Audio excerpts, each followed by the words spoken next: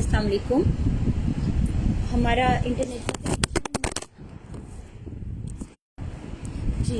Internet का connection जो है वो डिस्कनेक्ट हो गया था, जिसकी बिना पर जो है वो माजरत चाहते हैं, लेकिन ये है कि अभी फिर दोबारा से कनेक्ट हो गया है। हम आज का 7 मुहर्रम के दिन की बात कर रहे थे और इसमें आज अभी हम जो है वो हम जिस मुकाम पर पहुँचे हैं वो हज़रत इमाम हुसैन का जो है वो करबला में वरूद है। करबला में जो है वो जब आप वहाँ पहुँचे तो 2 मुहर्रम का दिन था और आपने वहाँ लोगों से पूछा कि ये कौन सी जगह है, तो उन्होंने कहा कि ये करबला है। तो आपने फरमाया करबला नहीं करबो बला। तो वाकई वो करबो बला है, लेकिन हमारे पास करबो बला कर्ब है और बला है। अहले सुन्नत अहले बैत के लिए जो है वो एक ऐसी आजमाइश है, एक ऐसा इम्तिहान था जिसने उनको जो है वो तो पहले ही बहुत बुलंद मुकाम पर थे, उससे भी ज़्यादा बुलंद मुकामों पर ले आए, लेकिन वो हकीकत में कर्ब भी बना और बला भी बना उन लोगों के लिए जिन्होंने हज़रत इमाम हुसैन रज़ी अल्लाह ताला अन्हु के साथ जो है वो बेवफाई की। और हम एंड के वो तमाम वाक़यात को भी लेंगे कि जो हमें ये बताएंगे कि उन लोगों के साथ जो है वो क्या मामला रहा जिन्होंने हज़रत इमाम हुसैन रज़ी अल्लाह ताला अन्हु के साथ जो है वो बेवफाई की। फिर आप जो हैं हम जानते हैं, और ये एक ऐसा मकाम है कि जिसका दरमियान में जो है वो एक इसमें एक दरिया है और दरिया के बीच में जो है वो एक पहाड़ आता है। तो जब हुर को इस बात का अंदाज़ा हो गया कि हज़रत इमाम हुसैन की जो शर्तें हैं उनको नहीं माना जाएगा, तो हुर ने कहा कि आप जो हैं वो, और इब्ने ज़याद जो है उसकी नीयत में खोट है, तो उन्होंने कहा कि आज की रात जो है आप यहाँ से जो है वो चले जाइए। और हज़रत इमाम हुसैन रज़ी अल्लाह ताला अन्हु कहते कि सारी रात जो है वो आप चलते रहे और लेकिन जब आप सुबह पहुँचे तो वो मैदान करबला ही था। फिर ऊँटों को जो है वो कहा ज़बरदस्ती मार के कहा जा रहा था कि हम निकलें यहाँ से या वो चलें, लेकिन कोई ऊँट जो थे वो मारने के बावजूद भी अपनी जगह से हिलते नहीं थे। फिर कहते हैं कि जब खेमे गाड़ने के लिए खेमे लगाने के लिए जब मीखें गाड़ी गई हैं, तो जिस जगह पर मीख लगती थी वहाँ पर करबला के मैदान से जो है वो खून निकलता था। तो कहते हैं कि दरख्त की शाखें जब काटी गई इस्तेमाल के लिए, तो उन्होंने जो है वो उन दरख्त की शाखों पर से खून के कतरे टपकते थे। तो यह बहरहाल फिर हज़रत इमाम हुसैन रज़ी अल्लाह ताला अन्हु ने जो है वो इस जगह पर जो है वो पड़ाव डाल दिया और जो है फिर ये और वहाँ पर आपने कहा कि नहीं, यही वो जगह है कि जिसके लिए जो है वो नाना ने जो है वो पेशन गोई की थी, और यही जो है वो मक़तल हुसैन होगा। और आपने जो है वो वहाँ पर अपने खेमे गाड़ दिए, जबकि वो खेमे जो थे वो हर जगह से वो मैदान जो था वो खून को जो था खून को ज़ाहिर कर रहा था। हमारे पास तो फिर ऐसा उमर बिन साद को जो है वो उसने 4000 फ़ौज के साथ भेजा और फिर कहा कि तुम जाके ये पता करो कि हज़रत इमाम हुसैन रज़ी अल्लाह ताला अन्हु जो हैं वो क्या चाहते हैं। ये हज़रत उमर बिन साद जो थे ये हज़रत इमाम हुसैन रज़ी अल्लाह ताला अन्हु से जो है वो लड़ाई नहीं चाहते थे और ना ही उनके ऊपर तलवार उठाना चाहते थे। तो उन्होंने अपने जो उनके लश्कर में मौजूद लोग थे, जिनके अंदर उर्वा बिन कैस अल अहमर भी थे, उनको कहा कि वो जाएं और जाके हज़रत इमाम हुसैन के पास जाइए और उनसे पूछे कि वो किस गर्ज से यहाँ आए हैं। लेकिन ये जो उर्वा बिन कैस थे ये उन्हीं लोगों में से थे कि जिन्होंने जो है हज़रत इमाम हुसैन रज़ी अल्लाह ताला अन्हु को खतूत भेज के बुलाया था। उन्होंने कहा, और अब वो शर्मिंदा थे कि वो हज़रत इमाम हुसैन रज़ी अल्लाह ताला अन्हु के सामने कैसे जाएंगे, तो उन्होंने माजरत कर दी। इस पर जो है हज़रत उमर बिन साद थे, उन्होंने कहा कि ठीक है, बाकी लोगों को कहा, लेकिन कोई भी जो था वो जानने के लिए राज़ी नहीं था। देखिए ये बात किस बात को शो कर रही है कि ये वो जो 4000 का लश्कर था उसके अंदर वो लोग मौजूद थे जिन्होंने हज़रत इमाम हुसैन को खतूत भेज कर बुलाया था, और अब जो है वो उनसे मुनहरिफ हो गए थे, उनकी बैत से भी मुनहरिफ थे और उनके साथ बेवफाई कर रहे थे। आखिरकार एक बंदा मान गया और वो हज़रत इमाम हुसैन रज़ी अल्लाह ताला अन्हु के पास गया। तो हज़रत इमाम हुसैन और उससे उनसे पूछा कि आप यहाँ किस घर से आए हैं। तो उन्होंने कहा कि तुम्हारे शहर वालों ने मुझे पे दर पे खतूत لکھ کر بلایا ہے. اب اگر تمہیں میرا آنا پسند نہیں ہے تو میں واپس مکہ چلا جاتا ہوں. اس پر جو ہے وہ عمر بن سعد جو تھے وہ بڑے ان کو اطمینان ہوا اور انہوں نے کہا کہ میں یہ امید کرتا ہوں کہ اللہ تعالیٰ مجھے حسین رضی اللہ تعالیٰ عنہ کے ساتھ جنگ کرنے سے بچا لے گا. ٹھیک ہے. پھر اس نے حضرت امام حسین رضی اللہ تعالیٰ عنہ کا جواب جو تھا وہ ابن زیاد کو پہنچایا. اب آپ یہ دیکھیے کہ ابن زیاد جو ہے وہ کیا جواب دے رہا ہے. ابن زیاد جو ہے وہ ان کو یہ جواب دے رہا ہے کہ تمہارا خط ملا تو تم نے جو کچھ تحریر کیا ہے میں اسے اچھی طرح سمجھ گیا ہوں. تم حسین رضی اللہ تعالیٰ عنہ اور ان کے ساتھیوں سے کہو کہ وہ یزید کی بیعت کر لیں. اگر وہ بیعت کر لیں تو پھر دیکھو کہ کیا کرنا، تو پھر وہاں دیکھو کہ کیا کرنا چاہیے. حسین رضی اللہ تعالیٰ عنہ اور ان کے ساتھیوں پر اگر وہ نہ بیعت کریں تو ان پر پانی بھی بند کر دو، جس طرح امیر المومنین حضرت عثمان رضی اللہ تعالیٰ عنہ بن عفان پر بند کیا گیا تھا. آپ دیکھیے کہ کس طرح جو ہے وہ ساری کڑیاں جو ہیں وہ آپس میں ملتی چلی جا رہی ہیں. یہاں پر کہا کیا جا رہا ہے کہ تم حسین اور ان کے رضی اللہ تعالیٰ عنہ اور ان کے ساتھیوں سے یزید کی بیعت لو. ٹھیک ہے. اگر وہ بیعت کریں تو پھر دیکھیں گے کہ کیا کرنا چاہیے. ٹھیک ہے. اور پھر حسین اور ان کے ساتھ رضی اللہ تعالیٰ عنہ اور ان کے ساتھیوں پر پانی بھی بند کر دو. آپ یہ دیکھیے کہ پھر بات وہی بار بار کی جا رہی ہے. اگر انہوں نے حضرت امام حسین رضی اللہ تعالیٰ عنہ کے لیے اگر ان کے لیے آسانی پیدا کرنی ہے یا ان کو وہ چھوڑنا چاہتے تو وہ اس کے بغیر چھوڑتے، لیکن یزید کی بیعت ہی پر تو جو ہے وہ سارا معاملہ اٹکا ہے. تو پھر دوبارہ جو ہے وہ یزید کی بیعت کے لیے کہنا حضرت امام حسین کو واضح ہے اس بات کے لیے کہ ان کی نیتوں میں کھوٹ تھا اور وہ یہ چاہتے تھے کہ حضرت امام حسین رضی اللہ تعالیٰ عنہ کو شہید کر دیا جائے تاکہ ان کے لیے وہ سب سے بڑی رکاوٹ تھے ان کی حکومت اور اقتدار میں. بہرحال اب جو ان کے پاس جو یزید کی بیعت کے حوالے سے اگر ہم دیکھتے ہیں تو یزید کی بیعت کرنا جو ہے وہ تو دراصل بیسیکلی لوگ کہتے ہیں کہ یہ جنگ جو ہے وہ خلافت کے حصول کے لیے جنگ تھی اور اقتدار کے لیے جنگ تھی. حقیقت میں یہ جنگ اقتدار کے لیے نہیں تھی، یہ اقتداء کے لیے جنگ تھی.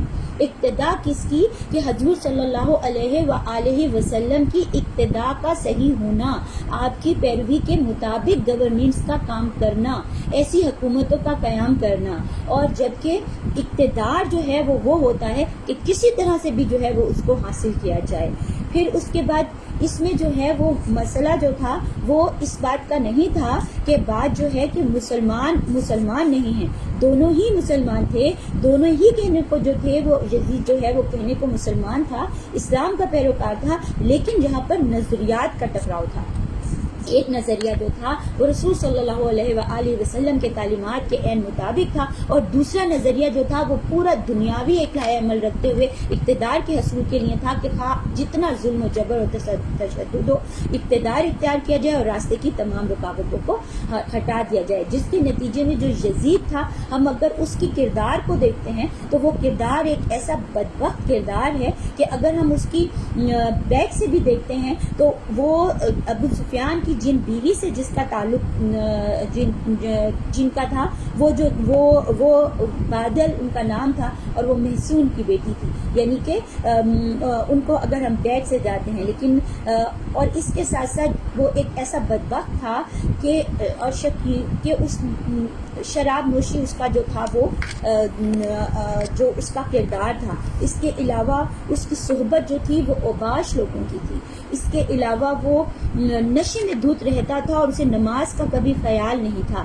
لہو لعب میں وہ پڑھا رہتا تھا.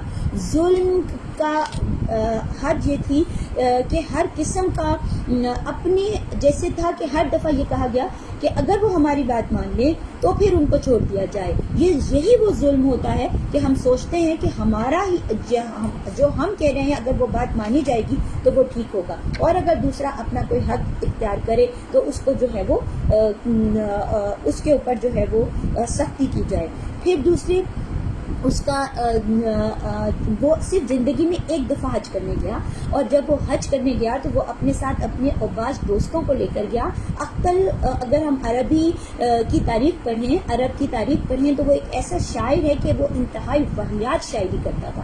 اور عشق یا شاعری اور اس قسم کے جو مختلف شعراء تھے وہ اس کے ساتھ ہر وقت رہا کرتے تھے. اس کے علاوہ مغنی وہ اپنے ساتھ لے کر گیا تھا. اس کے علاوہ رقاصہ یعنی کہ پورے کے پورے لاحولاب کے وہ سامان تھے کہ جو وہ حج کے دوران لے کر گیا تھا کہ راستے میں جو ہے وہ وقت گزرے گا. اور پھر جب وہ وہاں پہنچا اور پھر اس نے وہاں پہ حج کیا اور پھر حج کرنے کے بعد پھر وہ مدینہ منورہ آیا.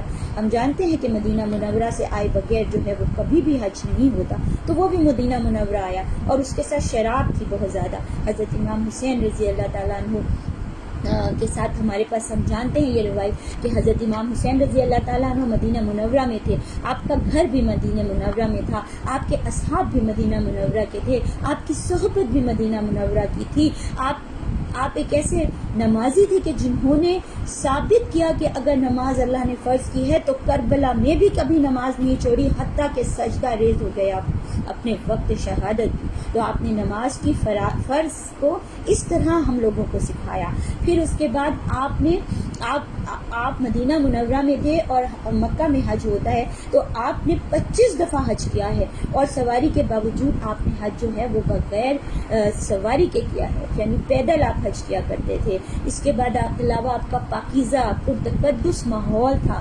آپ کی صحبت میں ہم جانتے ہیں کہ جب آپ کربلا کے لیے نکل رہے تھے عراق کے لیے تو جن صحابہ کرام کے بیٹوں نے منع کیا ہے, کس طرح منع کیا ہے اور کتنے وہ ان کے بہترین دوست تھے. حضرت عبداللہ بن عباس, حضرت ابن زبیر, حضرت ابن عمر, حضرت ابن ابو بکر, حضرت ابن عباس, یعنی کتنے بہترین ان کی صحبت تھی. تو کیا ہی ان کی صحبت تھی اور کیا ہی ان کا گھرانہ تھا کہ جس میں وہی اتری تھی اور کیا ہی وہ اہل بیت تھے. اور یہ جو یزید تھا اس کا طریقہ کار جو تھا وہ ایسا تھا. اور پھر یزید نے جو ہے وہ جب وہ حج کر کے مدینہ آیا تو وہ ایسے پاک باز شخصیت جو حضرت امام حسین ہے وہ بھی مدینہ میں آئے تو انہیں ایک گندی اسمیل محسوس ہوئی. تو انہوں نے پوچھا کہ یہ بدبو کس کی ہے, تو یزید نے کہا, یزید نے اپنی محفل سجائی تھی مدینہ شریف میں شراب کی اور اسی لاحولاب کی. اور جب وہ شراب پی رہا تھا تو حضرت امام حسین جب وہاں پہنچے تو اس نے کہا کہ یہ تو بڑی اعلیٰ شراب ہے جو کہ شام میں بنتی ہے.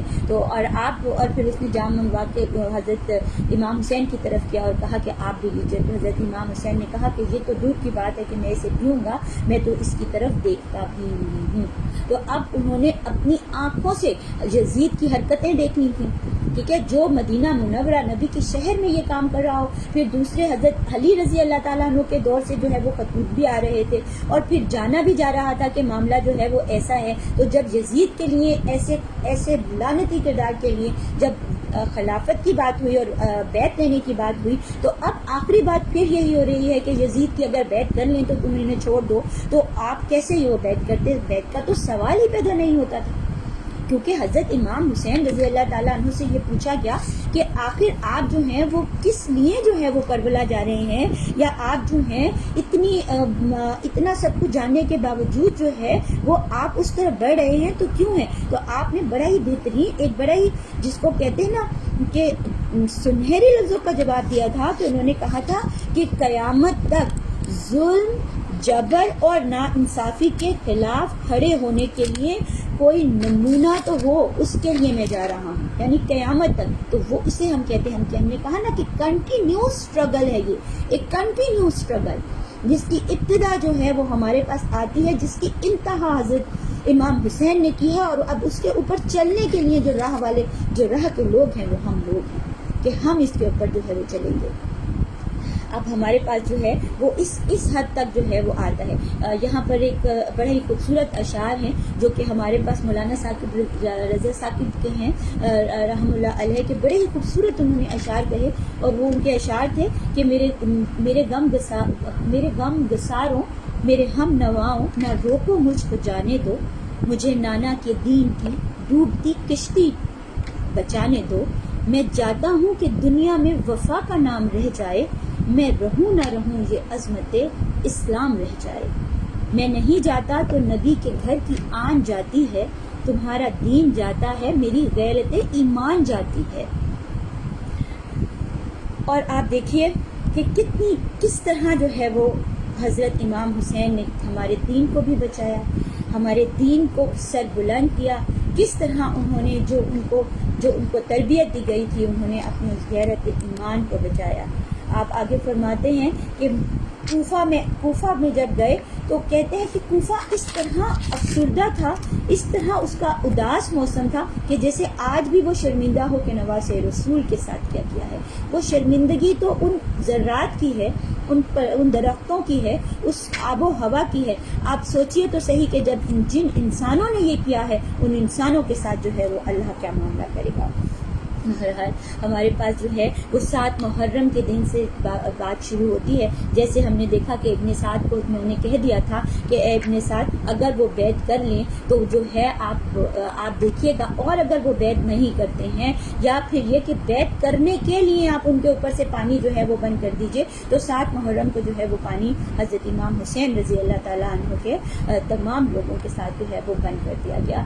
اور یہ جو دریائے نہر فرات تھی اس کے اوپر 500 جو فوجی تھے وہ مقرر کر دیے گئے کہ حضرت امام حسین رضی اللہ تعالیٰ عنہ جو ہیں وہ کسی طرح پانی جو ہے وہ لے نہ سکیں. اور آپ کے ساتھ جو ہیں وہ ہم جانتے ہیں کہ خانواد رسول کی تمام کتنی ہماری محترم خواتین تھیں, چھوٹے چھوٹے بچے تھے, اور سب جو تھے وہ پانی تو ایسی چیز ہے کہ پانی چاہیے ہوتا ہے. اور پھر پانی کے لیے جو ہے وہ ہم کس طرح ہمارے پاس ایک تاریخ آتی ہے کہ پانی کے طلب میں جو ہے وہ کس طرح شہادتیں ہوئی. ہم جانتے ہیں یہ 7 محرم ہے, حضرت قاسم کی شہادت آتی ہے. پھر اس کے بعد جو ہے وہ ہمارے پاس جو ہے وہ اسی پانی کے لیے جو ہے وہ حضرت عباس رضی اللہ تعالیٰ عنہ کی جو ہے وہ ہمارے پاس شہادت آتی ہے کہ کس طرح جو ہے وہ وہاں تک پہنچ گئے تھے. اور پھر انہوں نے 20 مشقیں بھی جو ہیں وہ بھر لی تھیں. اور پھر وہ 20 پیدل اور 30 سوار یعنی جو کہ اونٹوں پر اور گھوڑوں پر سوار تھے وہ نہر فرات لے کے گئے. اور وہ 500 لوگ تھے جن کے ساتھ لڑائی لڑی, اور اس کے بعد 20 مشکیزیں لے کر جو ہے وہ آپ ان کو گھر پر واپس آتے. پھر شام کو جو ہے وہ حضرت امام حسین رضی اللہ تعالیٰ عنہ نے یہ جو ہمارے پاس عمر بن سعد ہیں ان کو کہلا بھیجا کہ آپ شام کو جو ہے وہ میں آپ سے ملاقات کرنا چاہتا ہوں. یہ ملاقات بہت خفیہ تھی, تاریخ ہمیں اس کے وہ نہیں بتاتی, لیکن obviously جو وہ باتیں جو ہیں وہ وہاں جتنے صحابہ تھے ان سے جب آئیں تو راوی کہتے ہیں کہ یہ گفتگو بہت ہی خفیہ تھی, لیکن پھر بھی لوگوں میں یہ مشہور ہو گیا کہ حضرت امام حسین رضی اللہ تعالیٰ عنہ نے کہا کہ ہم تم دونوں اپنے اپنے لشکر یہیں چھوڑ کر یزید کے پاس چلتے ہیں. یعنی آپ نے یہ آفر کیا کہ لشکر بھی ہم یہیں چھوڑ دیتے ہیں اور ہم یزید کے پاس چلتے ہیں. تو عمر بن سعد نے کہا کہ اگر میں ایسا کروں گا تو میرا گھر کھدوا دیا جائے گا. پھر آپ نے فرمایا کہ میں بنا دوں گا. عمر نے کہا میری تمام جائیداد ضبط کر لی جائے گی. آپ نے کہا میں اپنی حجاز کی جائیداد سے اس کا معاوضہ دے دوں گا, مگر عمر بن سعد نے اس کو منظور نہ کیا. پھر یہ جو 3 شرطیں تھیں, 3 شرطیں جو تھیں وہ سیٹ میں تھیں. ایک یہ کہ یہی صلح کی صورت میں ہوئی تھی, واپسی میں ہوئی تھی, یزید سے ملاقات کی صورت میں ہوئی تھی. تو آپ نے کہا تھا کہ مجھے وہیں لوٹ جانے دو جہاں سے میں آیا ہوں. ٹھیک ہے, صلح کی بات ہے, مجھے کچھ یزید سے اپنا معاملہ طے کرنے دو تاکہ ہم صلح کر سکیں. اور پھر ایک پہلی واپسی کی بات ہے, پھر صلح کی بات ہے, اور پھر کہا کہ جو ہے وہ مجھے مسلمانوں کی کسی سرحد پر بھیج دیا جائے. لیکن جو ہے تو یہ تینوں شرائط ہوئی. تو پھر عمر بن سعد جو تھے انہوں نے کہا کہ یہ تو بڑا معاملہ جو ہے وہ پرسکون ہو گیا ہے, اور اللہ نے جو ہے وہ فتنے کو جو ہے وہ ٹھنڈا کر دیا ہے, ٹوٹ دور کر دی ہے, اتفاق پیدا کر دیا ہے, امت کا معاملہ درست ہو گیا ہے. حسین رضی اللہ تعالیٰ عنہ نے مجھ سے وعدہ کیا ہے کہ وہ ان تینوں صورتوں میں سے کوئی بھی اگر آپ کی طرف سیریس ہو جائے گی تو میں جو ہوں وہ تو ہم جو ہے وہ واپس چلے جائیں گے. اور میں سمجھتا ہوں کہ یہ ہمارے لیے بھلائی ہے اور امت کے لیے بھی بھلائی ہے. یہ حضرت امام حسین رضی اللہ تعالیٰ عنہ کی طرف سے بھی تھا. اور یہ جب خط جو ہے عمر بن سعد کا ابن زیاد کے پاس پہنچا ہے تو کہتے ہیں کہ ابن زیاد نے جب یہ خط پڑھا تو وہ متاثر ہوا, اور اس نے کہا کہ ٹھیک ہے میں جو ہے یہ میں ان تجاویز کو قبول کرتا ہوں. لیکن وہاں پر شمر ملون جو تھا وہ وہاں پر موجود تھا, اور اس نے کہا کہ آپ ان تجاویز کو قبول کر لیں گے جبکہ حسین رضی اللہ تعالیٰ عنہ آپ کے قبضے میں آ چکے ہیں, اور اگر آپ ابھی انہیں چھوڑ دیں گے تو یہ تو سب سے بڑے جو ہیں وہ حریف ہیں, اور یہ خانواد رسول میں سے تھے, یہ تو کسی بھی وقت اگر خلافت کے لیے کھڑے ہوتے ہیں تو لوگ ان کے ساتھ ہو جائیں گے. ابھی آپ کے پاس وقت ہے, آپ ایسا کیجئے کہ آپ ان کو جو ہے وہ ان کو نہ چھوڑیے، آپ ان کی تجاویز نہ قبول کیجیے، اور جو ہے وہ آپ ان کو جو ہے وہ شہادت کی طرف جو ہے وہ لے جانے کی بات ہوئی، اور جس پہ جو ہے وہ ابن زیاد کو یہ بات جو ہے ٹھیک محسوس ہوئی، کیونکہ ابن زیاد جو تھا وہ خود بھی ایک مجنون اور لعنتی تھا، اور اس کے اندر بھی جو تھا وہ شر و شیطان ہی بھرا ہوا تھا، ورنہ تو خانوادہ رسول ہو اور اہل بیت اطہار ہوں، اور پھر انسان کے قلب و ذہن میں کوئی محبت کا یا ایک امن و آشتی کی طرف سے بات نہ ٹھہرے۔ بہرحال اس نے کہا کہ یہ خط اس نے اور عمر بن عاص کے لیے بھی اس نے بات کی کہ یہ جو ہے یہ کس قسم کا جو ہے یہ ہر دفعہ جو ہے وہ ہمارے لیے جو ہے وہ ایک نئی سجیشن بھیج دیتے ہیں صلح کی، ٹھیک ہے۔ تو اس پہ پھر انہوں نے کہا کہ یہ جو عمر بن سعد کو کہ آپ جو ہیں میں نے تمہیں اس لیے نہ بھیجا تھا کہ تم حسین رضی اللہ تعالیٰ عنہ کو ڈھیل دو اور ان کے متعلق سفارشیں بھیجتے چلے جاؤ، تم حسین رضی اللہ تعالیٰ عنہ اور ان کے ساتھیوں سے بلا شرط ہتھیار ڈالنے کے لیے کہو، اگر وہ مان جائیں تو سب کو میرے پاس حفاظتی اور سلامتی سے بھیج دو، اور اگر انکار کریں تو ان پر حملہ کر دو اور انہیں قتل کر کے ان کا مسئلہ کر دو، ٹھیک ہے۔ اور کیونکہ وہ اسی کے مستحق ہیں، حسین رضی اللہ تعالیٰ عنہ کے قتل کے بعد ان کی لاش گھوڑوں سے روون ڈالنا، استغفر اللہ، کیونکہ وہ باغی ہیں، جماعت میں تفرقہ ڈالنے والے ہیں، ظالم ہیں، اگر تم نے ہمارے احکام کی تعمیل کی تو ہم تمہیں بیش قرار انعامات سے نوازیں گے، اگر یہ کام تم سے نہ ہو سکے تو فوج کو شمر بن ذل جوشن کے حوالے کر کے تم الگ ہو جاؤ، السلام۔ یعنی اس نے واضح طور پر یہ بات کر دی۔ اب جب عمر بن سعد کے پاس یہ خط پہنچا تو اس نے کہا، اور اس نے کہا کہ واللہ حسین کبھی بھی ہماری اطاعت اور فرما برداری قبول نہیں کریں گے، کیونکہ ان کے پہلو میں ایک خوددار دل ہے۔ اور پھر ہونا بھی یہی تھا۔ شمر نے یہ سن کر کہا کہ پھر تم جو کچھ کہتے ہو وہ مجھے بتاؤ۔ تو عمر بن سعد نے کہا کہ ٹھیک ہے، انہوں نے کہا کہ نہیں، میں امیر کے حکم کی تعمیل کروں گا اور ان لوگوں سے جنگ کروں گا اور تم پیدل فوج کی نگرانی کرو گے۔ تو یہ جو شمر تھا یہ ان کی فوج میں شامل رہا اور وہ دیکھتا رہا اور وہ اسی میں موجود تھا، اور یہی وہ شمر ملعون تھا کہ جس نے حضرت امام حسین رضی اللہ تعالیٰ عنہ کو شہید کیا۔ یہ شمر وہ شخص تھا کہ جس کی پھوپھی جو تھی وہ ام البنین تھی، اور جو کہ حضرت امیر المومنین حضرت علی کی زوجیت میں تھی، ٹھیک ہے۔ اور ان کے بطن سے ان کے 4 صاحبزادے تھے، اور ان کا نام بھی حضرت عباس رضی اللہ تعالیٰ عنہ، حضرت عبداللہ رضی اللہ تعالیٰ عنہ، حضرت جعفر رضی اللہ تعالیٰ عنہ اور حضرت عثمان رضی اللہ تعالیٰ عنہ تھے، اور اس معرکے میں حضرت امام حسین رضی اللہ تعالیٰ عنہ کے ساتھ تھے، یعنی کربلا کے میدان میں وہ موجود تھے۔ اور شمر جو تھا اسی واسطے سے ان کا ماموں بھی لگتا تھا، تو اس نے کہا کہ یعنی ماموزاد بھائی لگتا تھا، تو اس نے جو تھا وہ ابن زیاد سے درخواست کر کے کہا تھا کہ میں کیونکہ یہ میرے خاندان والے ہیں، میرے ماموزاد بھائی ہیں، تو ان کو جو ہے وہ امان دے دی جائے۔ تو شمر نے منظور کر دی تھی۔ چنانچہ جب میدان میں جب رنگ شروع ہوا تو اس نے اپنے ان کزنس کو بلایا اور کہا کہ تم میرے ددیالی ہو، تمہارے لیے میں نے امن اور سلامتی کا سامان کر لیا ہے۔ تو آپ ان کا جواب دیں کہ انہوں نے کیا جواب دیا، کہ انہوں نے کہا تم پر اور تمہاری امان پر اللہ تعالیٰ کی لعنت ہو، تم ہمیں تو امان دیتے ہو لیکن ابن رسول صلی اللہ علیہ وآلہ وسلم کو امان نہیں دیتے، ہمیں تمہاری امان کی حاجت نہیں ہے۔ اور پھر یہی وہ سب 72 رحم اللہ تن تھے کہ جنہوں نے جو ہے وہ حضرت امام حسین رضی اللہ تعالیٰ عنہ کے خانوادے تک پہنچنے سے پہلے آپ تک پہنچنے سے پہلے اپنی جانیں اللہ کی راہ میں قربان کی ہیں، اور پھر جو ہے وہ اپنے آپ کو ثابت کیا ہے کہ یہ اہل بیت اطہار کے خاندان میں سے تھے، اور پھر جو ہے اور کس طرح یہ اہل بیت اطہار کی جو ہے وہ حفاظت کیا کرتے تھے۔ ہم جو ہیں وہ 7 محرم الحرام کے ان واقعات کے ساتھ آج کا اپنے لیکچر کا اختتام کرتے ہیں۔ اللہ تعالیٰ جو ہے وہ ہمیں ان واقعات کی صحیح اللہ تعالیٰ جو ہے وہ میرے منہ سے وہی نکلوائے جو حق ہو، اور ہمارے قلب کو رہنمائی کے طریقوں پر ثابت قدم رکھے، اور ہمارے قدم علم میں استوار ہو جائیں۔ آمین ثم آمین، صدق اللہ العظیم۔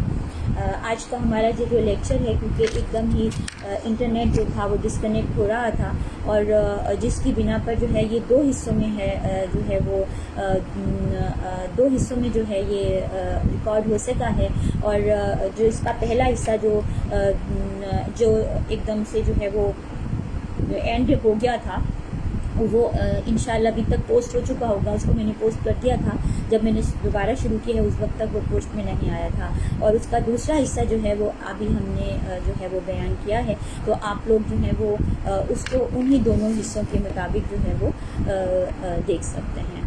اور اپنا بہت سا خیال رکھیے گا. اگر آپ کا کوئی سوال ہو, اور بہت شکریہ آپ سب لوگوں کے ان میسیجز کا جو آپ لوگ مجھے کرتے ہیں.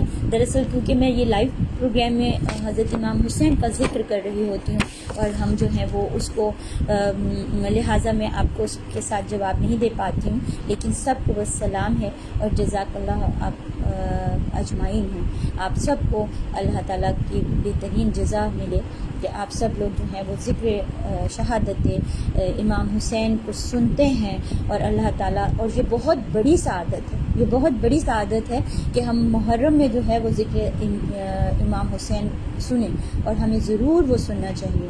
اور کل جو ہے وہ ہم 8 محرم کے واقعات کو لے کر آئیں گے, اور ان واقعات کے ساتھ ساتھ ان کے اس فلسفے کے ساتھ ساتھ جو اس کے ساتھ ساتھ موجود رہا, اور جن جن واقعات کو اللہ نے چاہا کہ وہ ہمیں جو ہے وہ بیان کریں. آپ سب کا بہت شکریہ. اپنا سب بہت خیال رکھیے گا, اور مجھے میسیج بھی کر سکتے ہیں, اور اس کے علاوہ آپ کو کوئی کویشچنس ہوں تو آپ وہ بھی جو ہے وہ ہمیں ساتھ ساتھ لے سکتے ہیں. بہت شکریہ. السلام علیکم. جی وعلیکم السلام. ہمارے جتنے بھی ویورز اینڈ لسنرز مجھے میسیجز بھی کر رہے ہیں اور سلام بھی بھیج رہے ہیں, تو والسلام. اور کل کا بھی جو ہمارا ٹائم ہے انشاءاللہ یہی 8 to onward ہوگا. سم ٹائمز نیٹ کے پرابلم, انفیکٹ محرم شروع ہو گیا ہے نا, تو یہاں پر یہ ہے کہ تھوڑا سا انٹرنیٹ کا مسئلہ شروع ہو رہا ہے. آج سے 7 محرم ہے, کل 8 ہے, تو بہرحال انشاءاللہ اللہ ہمارے لیے راستے ہی آسان کرے گا, اور ہم اس کو کنٹینیو کریں گے. تو انشاءاللہ یہ کل بھی 8 بجے جو ہے, 8 بجے کے بعد جو ہے وہ ہم اسی طرح ہمارا ہاف این آور کا ہوتا ہے, اور یا یہ کہ پونے گھنٹے کا ہوگا, تو انشاءاللہ پھر ہم اسی جوائن کریں گے. بہت شکریہ. السلام علیکم.